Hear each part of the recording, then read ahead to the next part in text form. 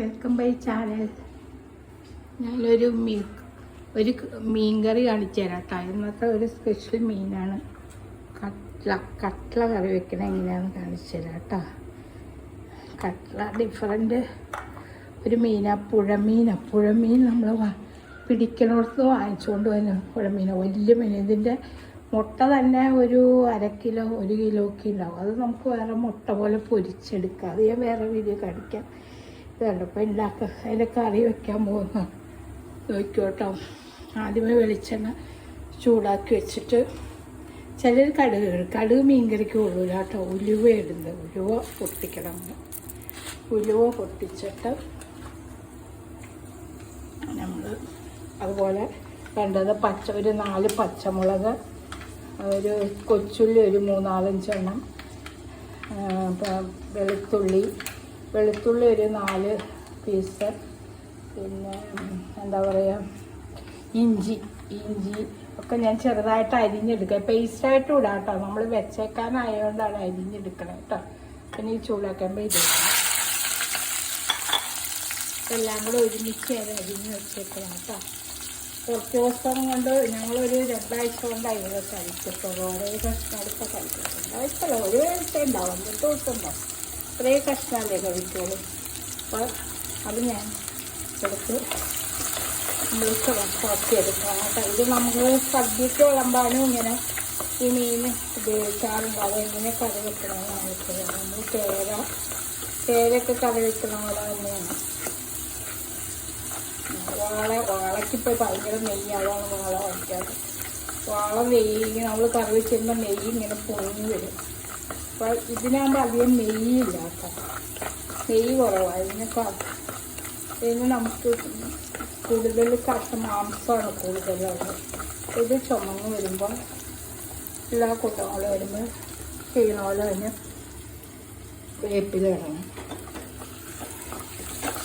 വേപ്പില ഇട്ടിട്ട് ഉണ്ടാവും. നല്ല കുടംപുളി തിളപ്പിച്ചെടുക്കണം കേട്ടോ. തിളപ്പിച്ച വെള്ളമാണ് അതിലേക്ക് ഒഴിച്ചു കൊടുത്താൽ മതി. തിളപ്പിക്കാൻ വെച്ചിട്ടുണ്ട് സാഹചര്യം. ഇത് മരിഞ്ഞ് വരുമ്പോൾ നമ്മൾ പൊടിയെല്ലാം കൂടി ചുമക്കട്ടോ.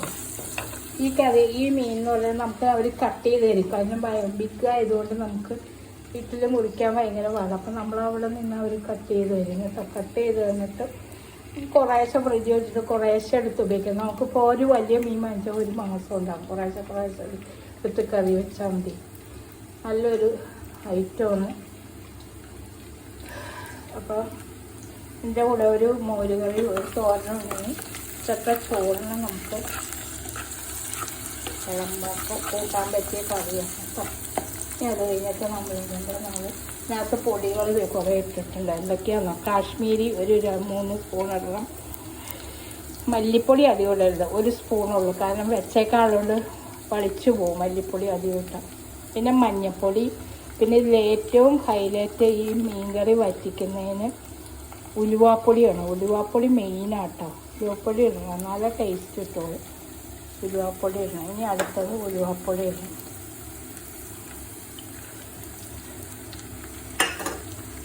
ഇത്തിരി വെള്ളം ഒഴിക്കട്ടെ, അല്ലെങ്കിൽ നമുക്ക് തുമ്മൽ വരും.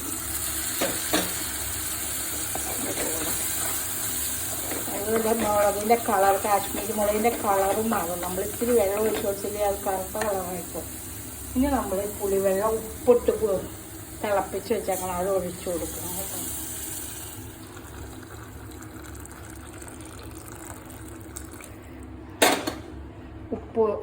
പുളിവെള്ളം ഉപ്പിട്ടതാണ്. അപ്പം നമ്മളിനി തിളച്ച് കഴിഞ്ഞ് കഷ്ണം അങ്ങോട്ട് പറിച്ചിടുക. ഇതെല്ലാം സെറ്റ് ചെയ്ത് വെച്ചാൽ പെട്ടെന്ന് പണി തീരും. അങ്ങോട്ട് അധികം ജോലിയില്ല. ഇത് പെട്ടെന്ന് പണി തീരുന്ന ഒരു കറിയാണ് കട്ട്ള പീസ്.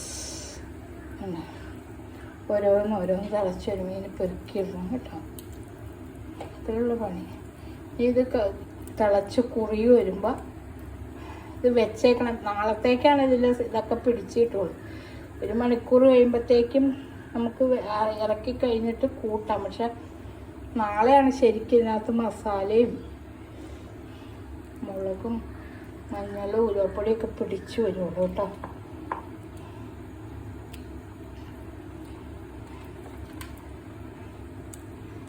നല്ലൊരു മീനാണ്.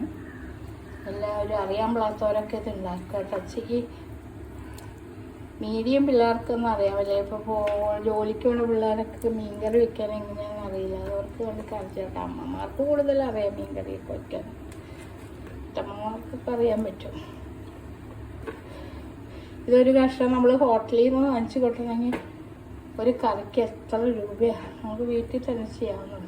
ഇപ്പോഴത്തെ ഒരു സ്ഥല വെട്ടിപ്പൊളിച്ച് തരും കേട്ടോ. ഞാൻ കഴുകി ക്ലീൻ ചെയ്തെടുക്കാം. അപ്പോൾ ഒരു സ്ഥലം അതിലിട്ട് ഞാൻ കറി വയ്ക്കുന്നുണ്ട്.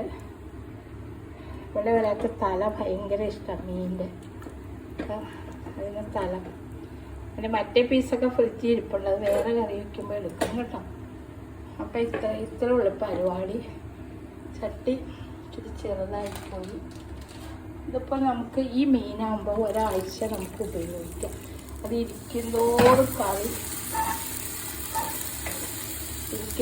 കറിയില്ലേ നല്ല ടേസ്റ്റായിട്ട് വരുള്ളൂ കേട്ടോ. മീൻകറി അപ്പം തന്നെ അല്ല കൂട്ടണ ഒരൊറ്റ ദിവസം ഇതിങ്ങനെ ചൂടാക്കി വെക്കണം. ഫ്രിഡ്ജിൽ വെക്കരുത് മീൻകറി. എപ്പോഴും രാവിലെ എണീറ്റ് ഒരു മീൻകറി നമ്മൾ ചൂടാക്കി വെക്കണം കേട്ടോ.